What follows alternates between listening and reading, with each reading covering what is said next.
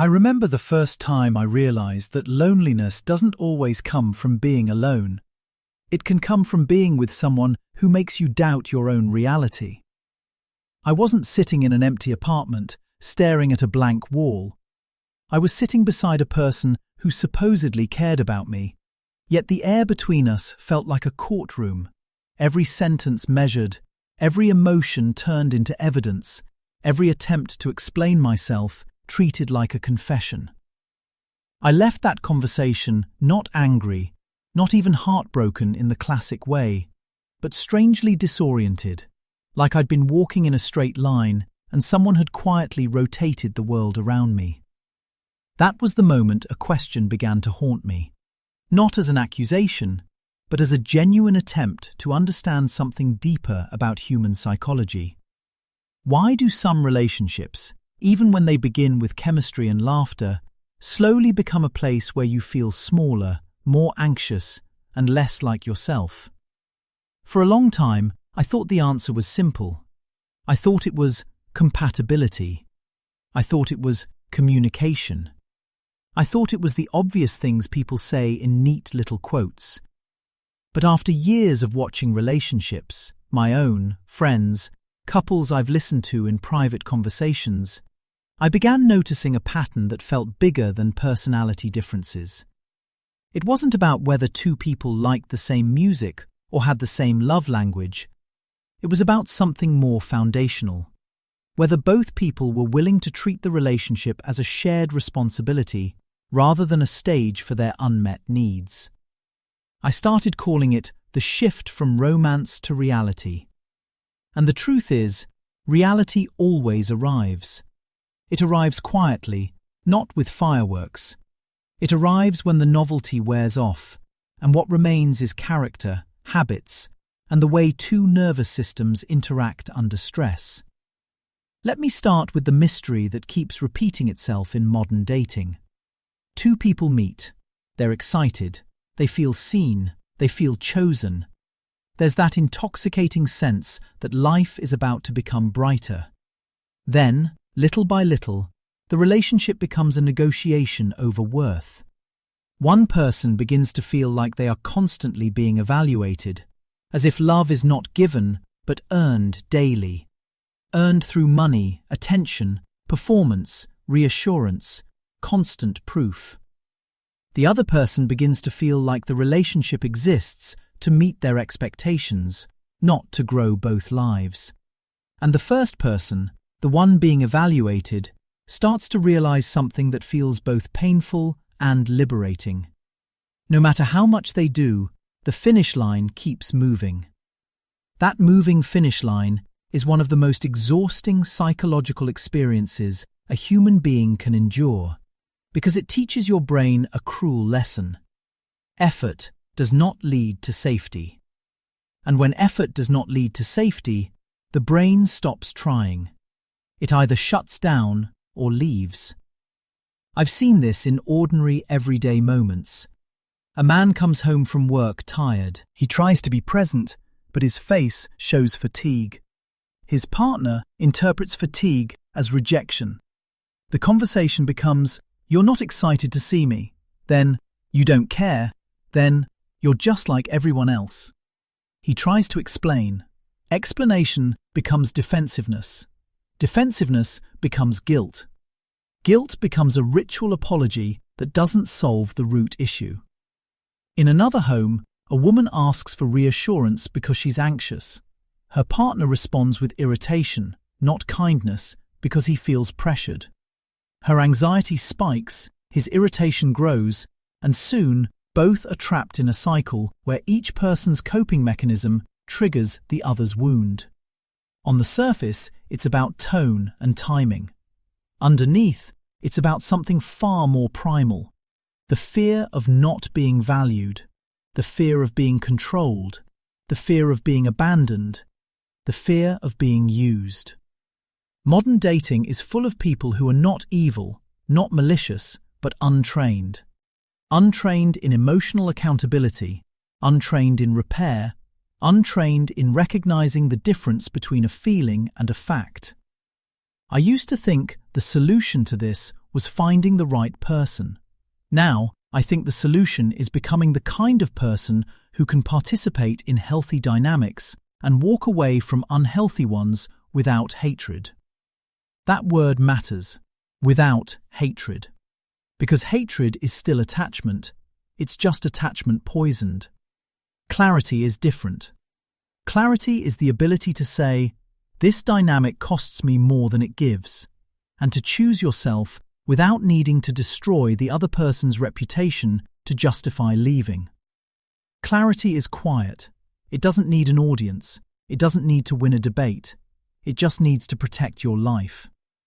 I want to talk about why so many people today, especially men, but not only men, are increasingly drawn to that quiet clarity. I've watched men who used to chase attention start preferring peace. I've watched them become selective in a way that isn't cruel, but cautious. Many people misunderstand this caution. They label it fear. They label it avoidance. They label it arrogance. But often it's the opposite. It's the hard-earned wisdom of someone who has learned that chemistry is not character and that attraction is not safety. They've learned that a relationship can be a beautiful experience or a slow psychological erosion. They've learned that you can lose years trying to prove your love to someone who is addicted to dissatisfaction.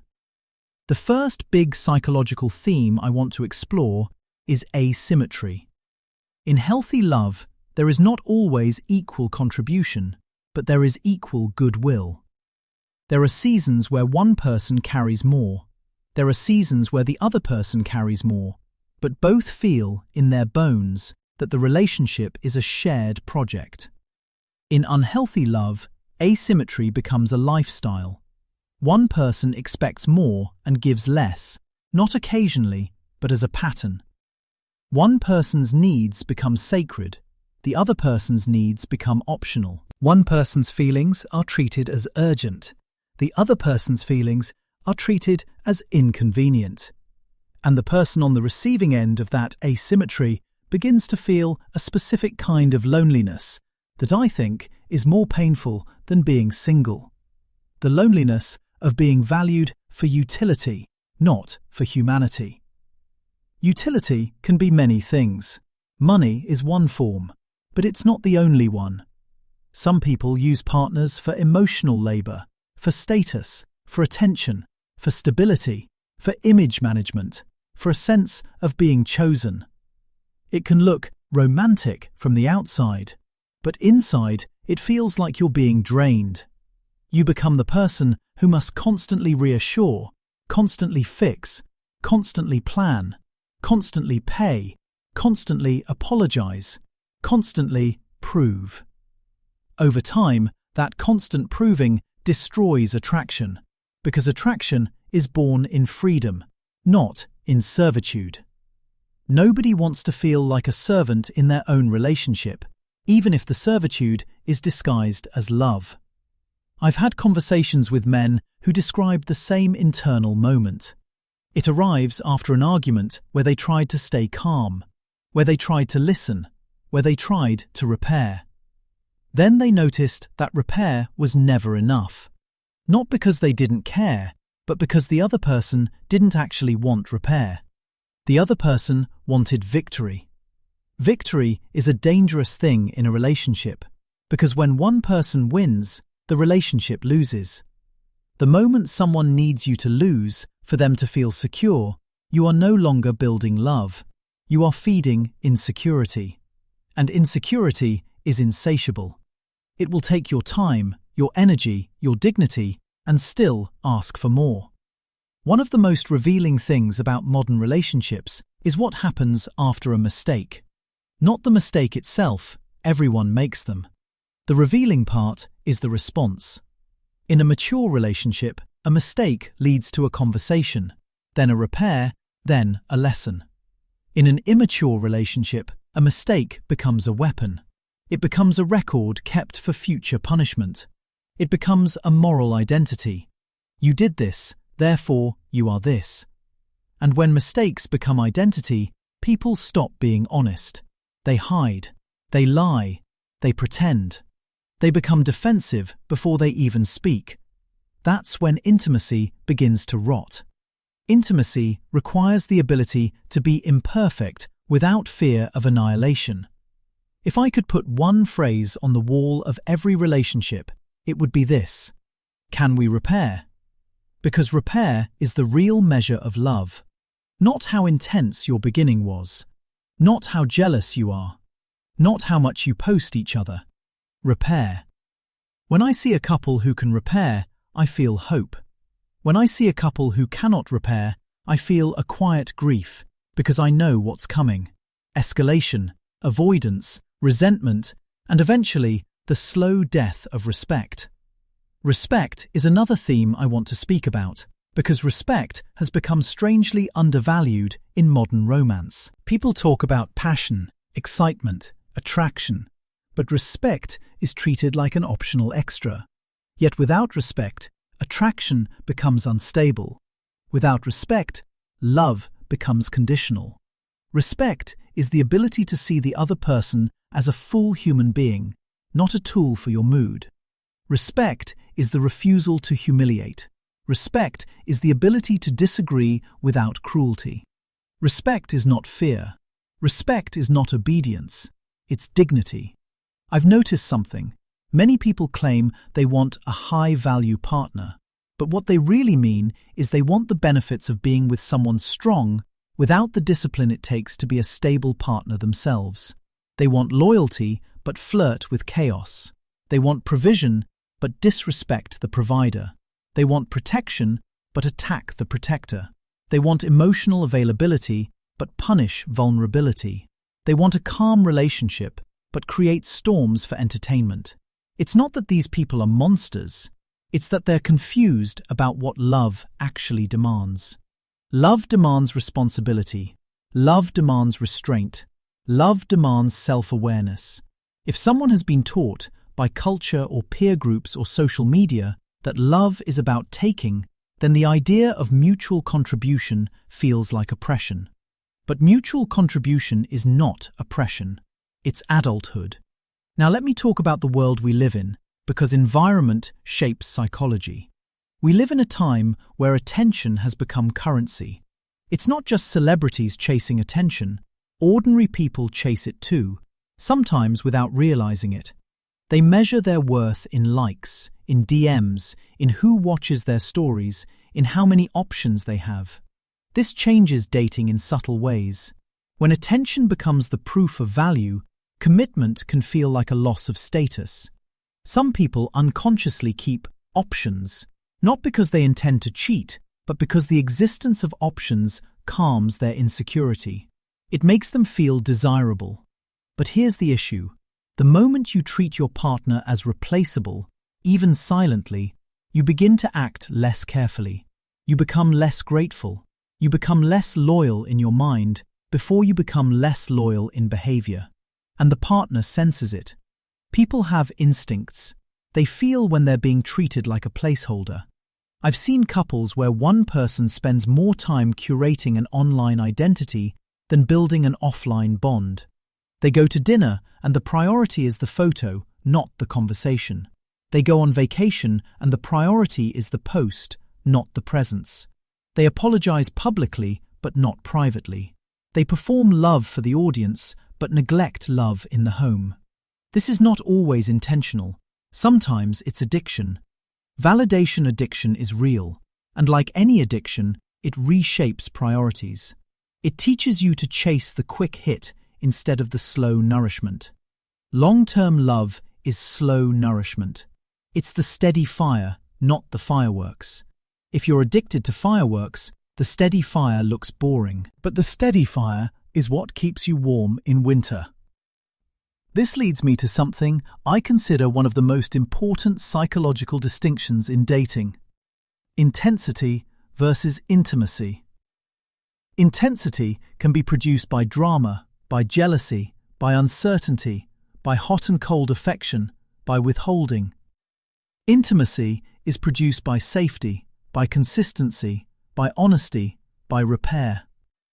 Many people confuse intensity for intimacy because intensity is loud. It feels like something. It keeps your nervous system activated. You mistake activation for love, but activation is not love. Activation is stress. If you grew up in chaos, stress can feel familiar, and familiarity can feel like attraction. That's how people repeatedly choose partners who recreate their childhood wounds. It's not stupidity, it's conditioning. As someone who has watched this for years, I've developed a personal rule. If I feel like I have to manage someone's emotions to keep the peace, that is not love, it is survival. Healthy love does not require constant emotional management. Yes, you care about your partner's feelings. Yes, you consider them. But you are not responsible for regulating another adult's internal world. When one person becomes the regulator and the other becomes the storm, the relationship becomes parent-child, not partner-partner. Desire can't breathe in that dynamic.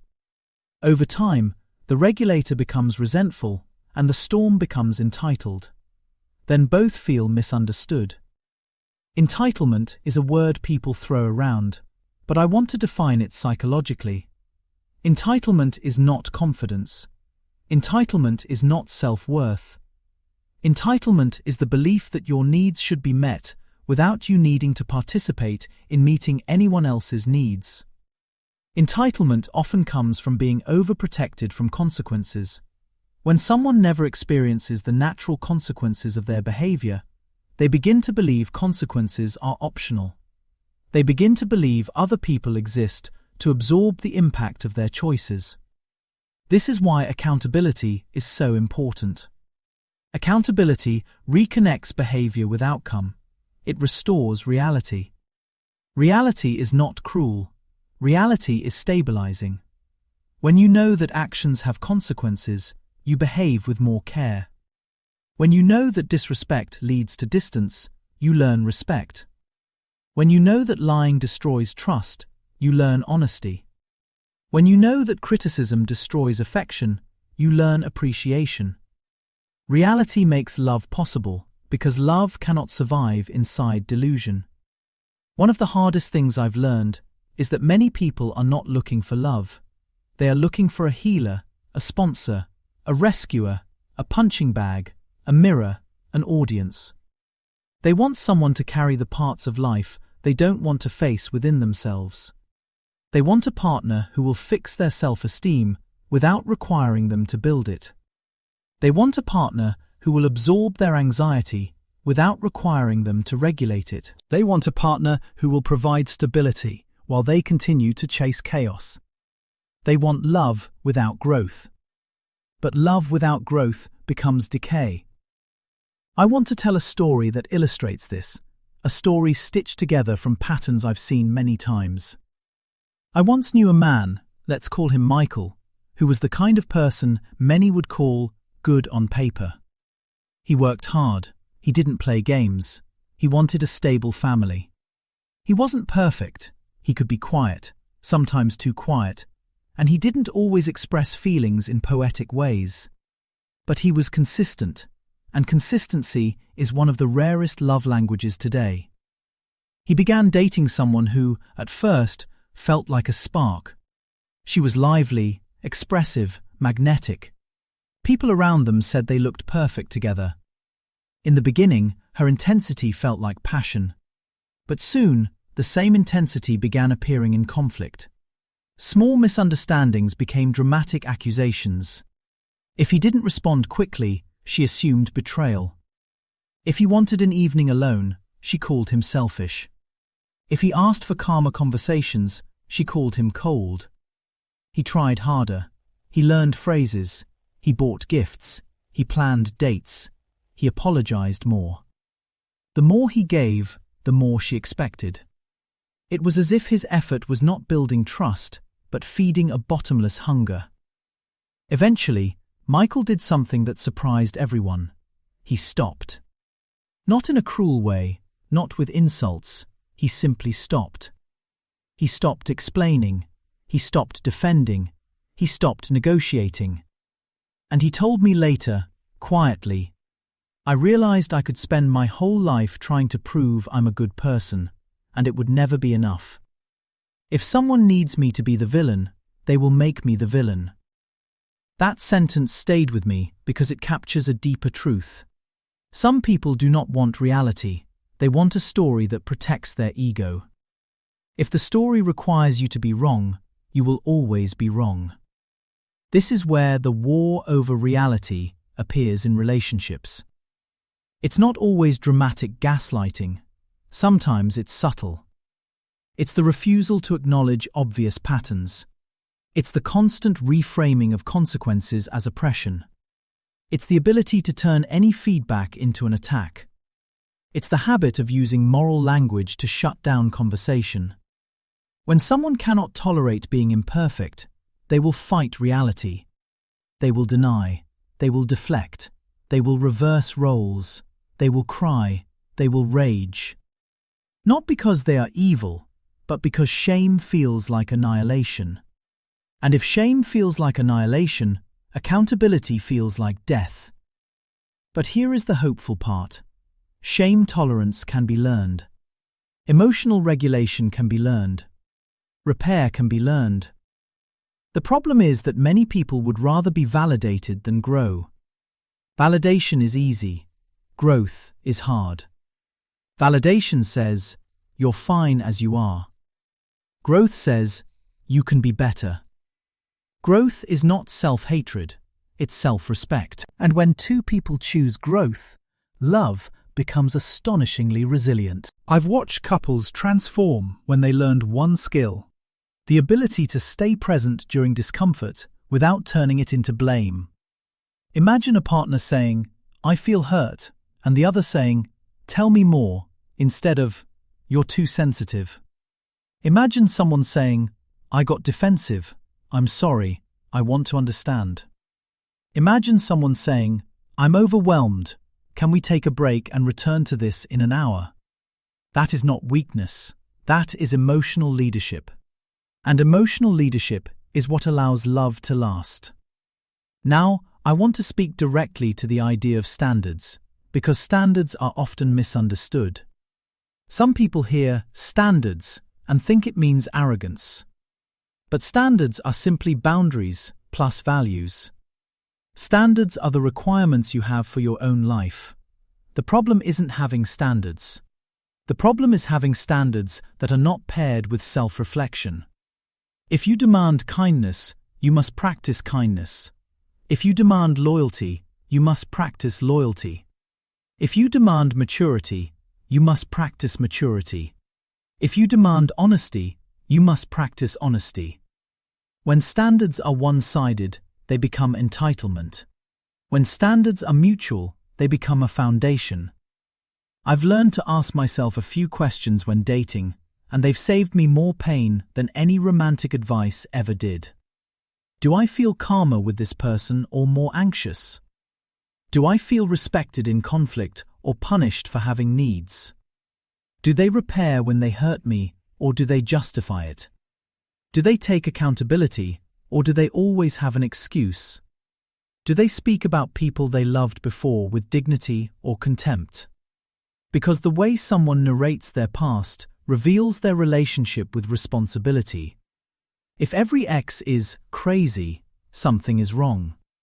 If every conflict was someone else's fault, something is missing. There's another subtle thing I look for: gratitude. Not performative gratitude, not the kind posted online, but everyday gratitude.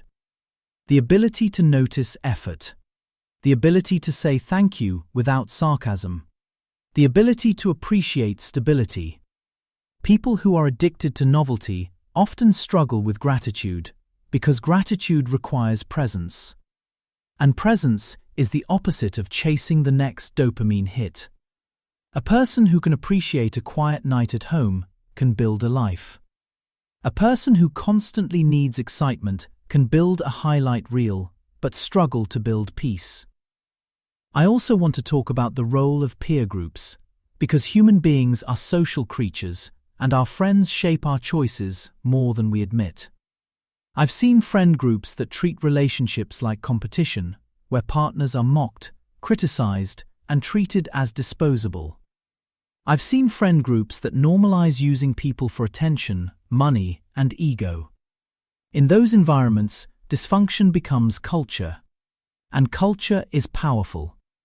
People don't always choose what they believe, they absorb it. They absorb the idea that you deserve everything, without learning that deserving is not the same as receiving. They absorb the idea that if they really loved you, they would, without recognizing that love is not mind-reading. It is communication and collaboration. They absorb the idea that boundaries are control, without understanding boundaries are the opposite. Boundaries are clarity, and clarity is freedom. Freedom is another word that gets twisted.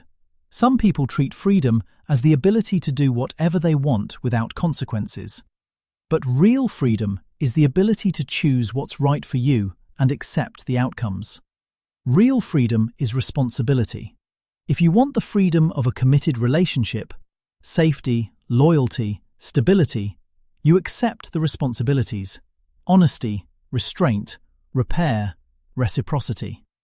If you want the freedom of single life, variety, independence, you accept its responsibilities: emotional self-sufficiency, clarity, solitude. The suffering comes when people want the benefits of one life without the responsibilities of it. That is the psychological root of many modern dating conflicts. I've watched men reach a moment where they realize they've been trained to equate love with endurance. Many men grow up with the silent belief that a good man tolerates. He tolerates disrespect. He tolerates double standards. He tolerates criticism. He tolerates emotional volatility. He tolerates being treated as guilty until proven innocent. He tolerates because he thinks tolerance is devotion. But tolerance is not devotion. Tolerance is sometimes self-abandonment. Devotion is choosing someone who chooses you back. When those men wake up, they don't always become bitter. Often, they become quiet. They stop arguing on the internet. They stop trying to convince people. They simply change their behavior. They stop chasing people who treat them like a resource. They stop funding relationships that don't respect them. They stop negotiating their boundaries. They spend more time in the gym, not for revenge, but because physical discipline restores mental clarity. They invest in career, not because money is everything, but because competence gives a sense of stability. They build friendships with men who value peace. They learn to sit with solitude and discover that solitude can be healing rather than frightening. Solitude is often misunderstood. People think solitude means you failed at love. But I've seen the opposite. Sometimes, solitude is what happens when you finally succeed at self-respect. You realize you would rather be alone than be with someone who makes you feel unsafe. And once you can feel peaceful alone, you become harder to manipulate. Manipulation depends on your fear of losing. If you are terrified of being alone, you will tolerate chaos. If you can handle solitude, you can walk away from chaos without drama. That is power. Quiet power, but real power. The most inspiring thing I can say about modern dating is this: the chaos is not permanent. People are learning, they are maturing, they are being forced by consequences to face reality. Many people who once relied on attention are discovering that attention does not hold you at night. Many people who once relied on manipulation are discovering that manipulation works only on those who are hungry for validation. Many people who once relied on entitlement are discovering that entitlement repels mature partners. This is not a punishment, it's a correction, a return to reciprocity.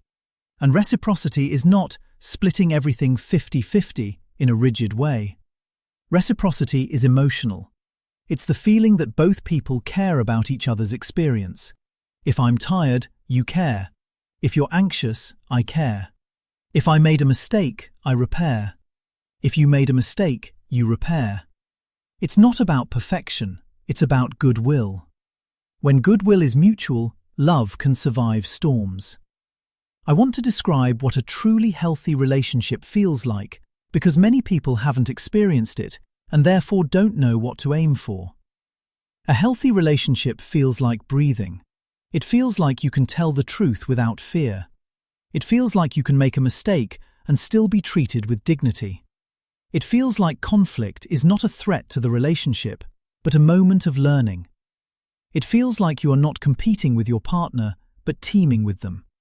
It feels like you can be strong and soft, confident and humble, independent and connected. The tragic irony is that many people say they want that, but their behavior destroys it. They crave safety, but create unpredictability. They crave respect, but communicate contempt. They crave loyalty, but keep options. They crave intimacy, but punish vulnerability. That's why self-awareness matters more than charisma. Charisma can get you dates. Self-awareness can keep you in love. If I could speak to the version of myself who once believed love meant tolerating pain, I would tell him this. Love is not the ability to endure disrespect. Love is the ability to build a life that makes both people healthier. If someone repeatedly makes you smaller, that is not love, even if you feel attached. Attachment can form in chaos. Trauma can bond people. But love is measured by what it produces in you. Do you become more honest or more fearful? More peaceful or more anxious? More grounded or more obsessive? Those outcomes matter. I've also learned that many of the behaviors people complain about in modern dating are symptoms of deeper issues. Insecure attachment, unmet childhood needs, lack of self-esteem, addiction to validation, fear of abandonment, fear of intimacy. When people are unhealed, they often swing between extremes, craving closeness and fearing closeness, demanding reassurance and rejecting it, wanting freedom and wanting control. They don't do it because they enjoy hurting others. They do it because their inner world is unstable. But here is the hard truth. Your compassion for someone's wounds does not require you to be wounded by them. You can understand without staying. You can empathize without enabling. The most mature sentence I've ever heard someone say after a breakup was, "I don't think they're a bad person. I think they're not ready for the kind of relationship I want." That is clarity without hatred. That is the kind of sentence that heals society, because it refuses the temptation to demonize. Demonizing feels good short-term because it makes you feel morally superior. But long-term, demonizing keeps you attached to pain. Clarity sets you free. So what does this clarity look like in daily life? It looks like choosing conversations that lead to solutions, not spirals. It looks like refusing to engage in yelling matches. It looks like walking away from someone who uses shame as a tool. It looks like noticing patterns instead of defending exceptions. It looks like valuing calm over adrenaline. It looks like checking your own behavior too, asking yourself whether you offer what you demand. Because the goal isn't to win dating. The goal is to build something that makes life better. In modern dating, many people have become obsessed with the concept of value, and value is often reduced to superficial metrics: money, looks, status. Those things matter to some extent, but they are not the foundation of lasting love. The foundation is character. Character is what you do when you're tired, when you're triggered, when you're tempted, when you're disappointed. Character is whether you can keep your integrity when emotions flare. Character is whether you can be accountable without collapsing. Character is whether you can respect someone you're angry at. That's rare. That's precious. And the future belongs to people who can do that. I want to address something quietly. The fear that if you become too selective, you'll end up alone forever. People worry about that. They think boundaries are a recipe for loneliness. But what I've seen is the opposite. Boundaries are a recipe for meeting healthier people. When you stop accepting chaos, Chaotic people leave your life faster. That creates space. And in that space, you can meet someone who doesn't require you to abandon yourself to love them. Let me give you an everyday illustration. Imagine you're dating someone and they cancel plans last minute, repeatedly, without care. The old version of you might swallow it and say, "It's okay," while feeling small inside. The new version of you might say calmly, "I understand things happen, but consistency matters to me. If this continues, I don't think we're aligned." That sentence isn't a threat, it's clarity. Some people will react with guilt-tripping, anger, or mockery. That reaction is information. It tells you they wanted access to you without responsibility. A mature person will respond with accountability. "You're right, I've been careless. I'll do better." That response is also information. It tells you they can repair. Dating is not about forcing someone to be different. It's about observing who they already are when reality arrives. Now I want to close the circle and return to the beginning, the mystery of why love can feel like losing yourself. The answer, in my experience, is that some modern relationships are built not on mutual growth, but on emotional transactions. One person gives, the other receives. One person repairs, the other punishes. One person accommodates, the other escalates. When that happens, the giver eventually wakes up, not with rage, but with a quiet recognition. I am allowed to choose peace. And that recognition changes everything, because it ends the era of negotiating dignity. The most inspiring message I can offer is not a promise that relationships will be easy. It's the promise that you can become the kind of person who doesn't abandon themselves to be loved. You can become emotionally literate. You can learn to communicate. You can learn to regulate. You can learn to apologize. You can learn to set boundaries. You can learn to recognize unhealthy patterns early. You can stop confusing intensity with intimacy. You can stop chasing validation and start building values. And when you do that, your relationships, whether you end up partnered or single, become healthier, calmer, and more aligned with who you truly are. If I've learned anything about modern love, it's this. The world will always offer you noise, drama, and performance. But your life is not a show. Your heart is not content. Your peace is not negotiable. The right relationship will not require you to shrink. It will not require you to record your reality to stay sane. It will not require you to betray your boundaries for approval. The right relationship will feel like two people building, not one person carrying. It will feel like respect in the middle of disagreement. It will feel like repair after mistakes. It will feel like kindness even on hard days. And if that kind of love is not available right now, then choosing solitude is not a defeat. It's a season of strengthening. It's the space where you learn who you are without pressure. It's where you become stable enough that you can recognize stability in others. It's where you learn to choose clarity, not bitterness. Peace, not performance. Reciprocity, not entitlement. That is the path I believe in. And if more people walk it, men and women alike, modern love won't collapse. It will mature.